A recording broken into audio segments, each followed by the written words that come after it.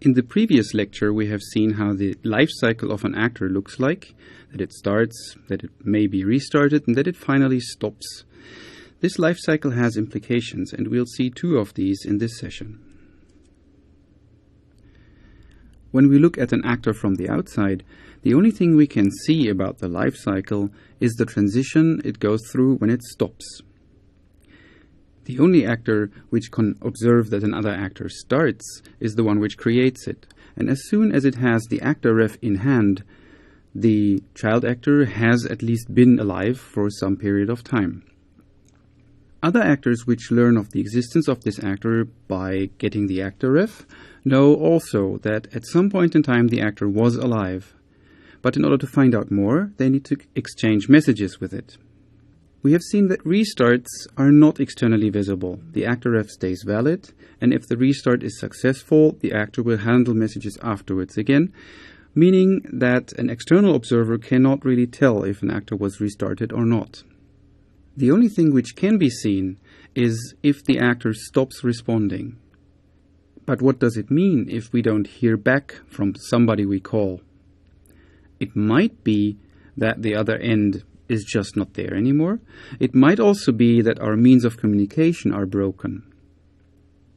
To remove the ambiguity between an actor which has terminated and one which is just not replying anymore, there exists the feature called Death Watch, which is a means to monitor the life cycle of an actor. Any actor can register its interest in monitoring the life cycle of an actor for which it has the actor ref by calling context.watch and giving it the target actor ref. When the target actor terminates, the actor which monitors it will receive a terminated message. Within this message, the actor ref is given of the target which it was that just terminated, so that the monitor can disambiguate between multiple actors it might be monitoring. The meaning of this terminated message is that this actor will not receive any further direct communication from the target. Of course, messages might still be en route if they were sent via different intermediate actors, but direct messages sent from the target to the monitoring actor will have been received before the terminated message, if at all. The DeathWatch API consists of two methods which are offered on the actor context. Watch, given a target, will register that we want to watch that target, and unwatch, on the other hand, will remove this registration. Akka takes care that after you called unwatch, the terminated message for that target will no longer be delivered. This holds true even in the case when unwatch is called at the time during which the actor is currently terminating. There is no race condition here. The third piece of the API is the terminated message itself. There are a few things to be noted about it. First of all, terminated is a special message. You cannot create it yourself, hence it is declared private except for Akka. This prohibits your code to use the constructor or the companion object's apply method. The main data this message transports is the actor ref of the actor which has terminated. But there are two additional bits of information. First of all, whether the existence of this actor could be confirmed by the system. And the second gives information whether this message has been synthesized by the system, as we will learn in the next session. I'll explain the first of the two flags with a little drawing here. Let's say we have one actor here, the watcher, which wants to watch another actor here, the watchee. Let's make up some words. If the watch message is delivered while the watchee is alive, that registers just a callback for later, so to speak, for when the actor stops. During this process, the terminated will be sent. And in this case, The system knows that the actor has existed because the actor itself sent the message. After an actor stops, its ref might stay there, but the actor itself is completely gone, removed from the system. So, if the watch comes in at this point, then the reply is generated by the system when it cannot find the target. And in this case, the flag is set to false, because Akka does not know whether this actor has ever existed. The actor ref could, for all intents and purposes, have been faked. Now that we know about the data which are contained in a terminated message, there are two extra pieces of information here.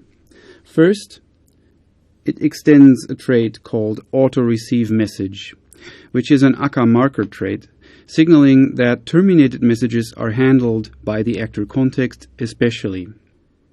The reason for this is that the terminated message must not be delivered after unwatch has been called, and what this also means is that terminated messages cannot be forwarded. The last piece of information here is that terminated is possibly harmful, and we will see later what that means. Let us now see how we can use this feature.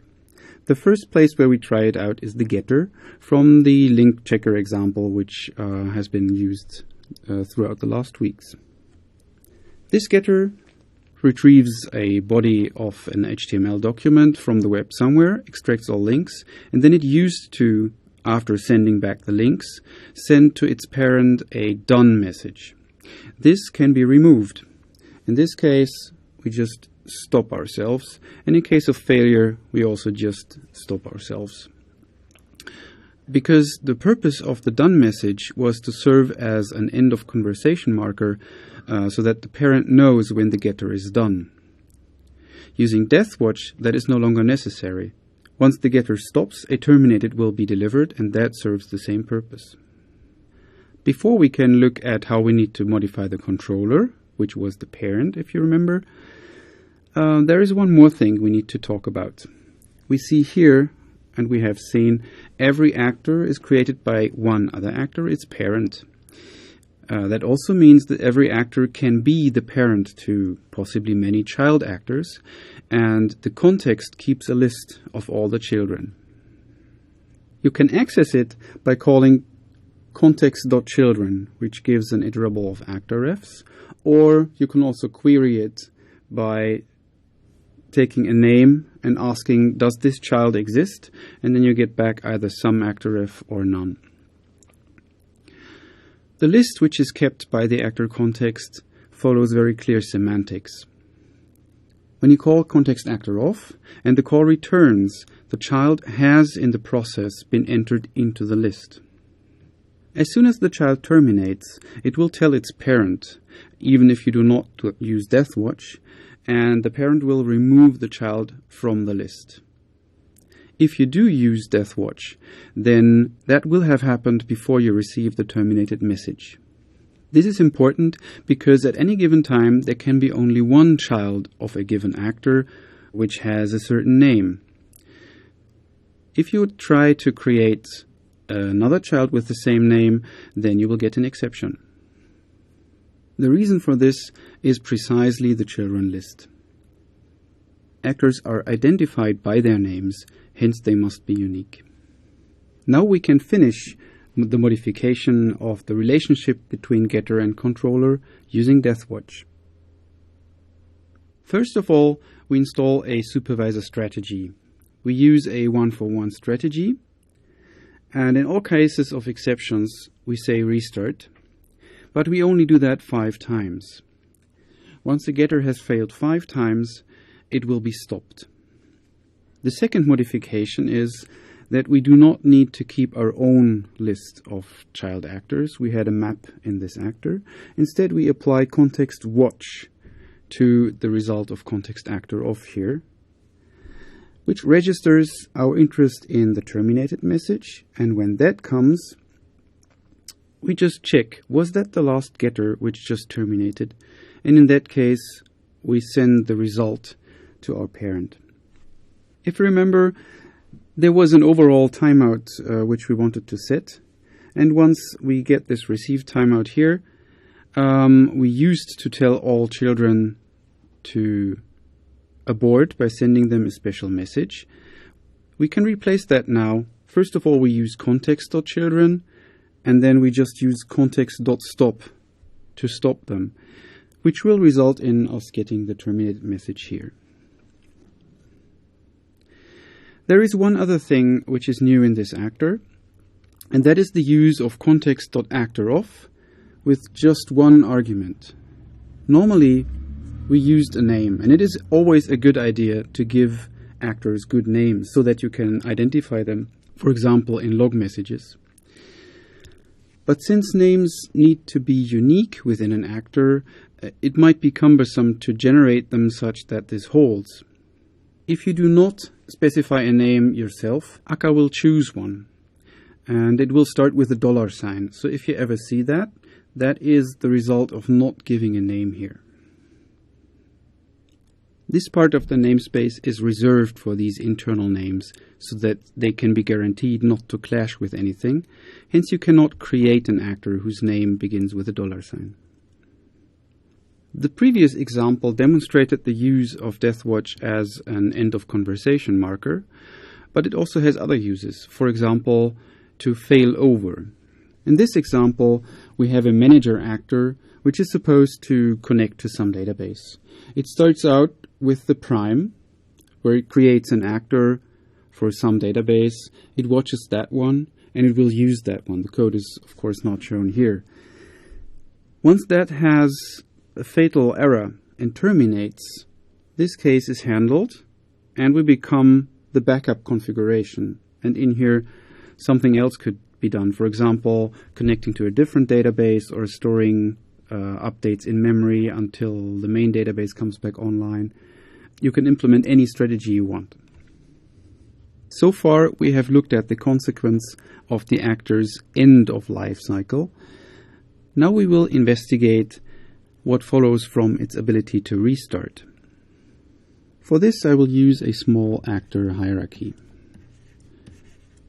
Let's say we have an actor named Top here. It has child actors A and B, and they again have child actors A1, A2, and so on. Child actors and their state are considered to be part of an actor's state, which is accumulated during its lifetime. Hence, during a restart, children are affected. They are either recreated or restarted. This means if, for example, this actor is restarted, nothing else happens. But if this actor is restarted, this whole subtree is affected.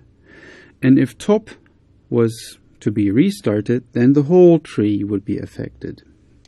Assuming an equal distribution of failures in these actors, it is already obvious that those at the bottom here will experience most restarts of all.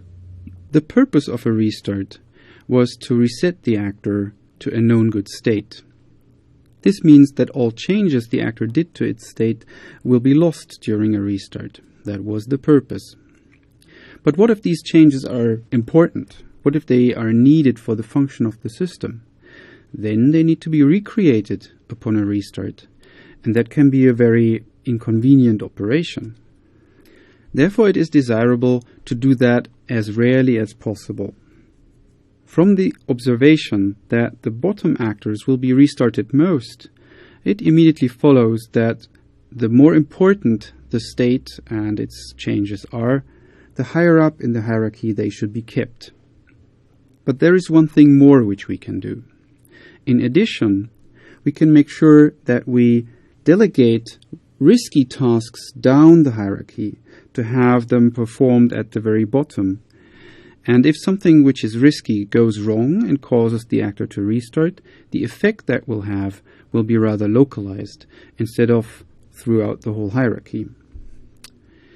This is called the error kernel pattern, and it is one of the reasons why the application of the actor model in Erlang was successful. Therefore, akka goes one step further. You have seen that in akka this supervision is mandatory. It is not optional. So in akka you are forced to create these hierarchies.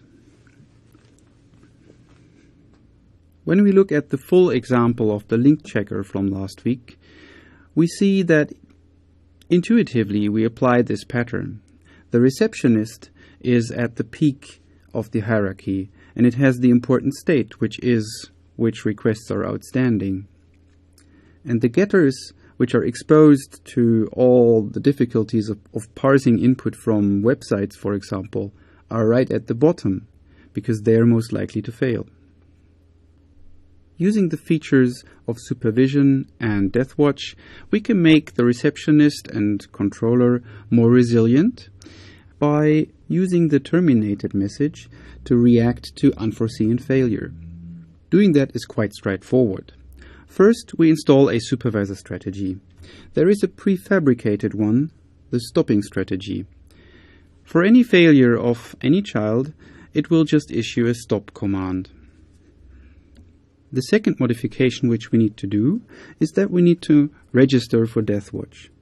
There was only one place in the receptionist in run next where we then need to call context watch to watch the controller before we send it the check message. The last modifications are found in the running behavior. If we get a successful result back from a controller, we now need to stop it. And before we do that, we call unwatch so that we do not get the terminated message anymore. The next thing we then do is, as usual, check whether there is something in the queue and run it if so. If a controller terminates without having sent a result, we will get the terminated message because we watched it. In that case, we generate the failed result for the client here, and then we go on to the next job. In this case, we do not need to check the actor ref for which we get the terminated message, because at any given point in time, there can be only one. This is the reason why we use unwatch here. The controller which successfully completed its mission is no longer of interest to us. The terminated, if it is received, will have come from the next one. Apropos, what happens if we do not handle terminated messages? I still owe you an explanation for why it extends the marker trait possibly harmful. Let me show you how these two are related. But before we can go there, we need to look at one more thing first.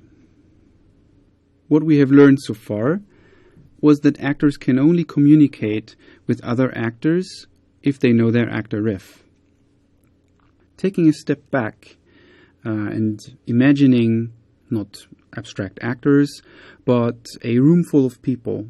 This corresponds to pairs of people talking directly with each other, or groups forming which send themselves messages in a circle, for example.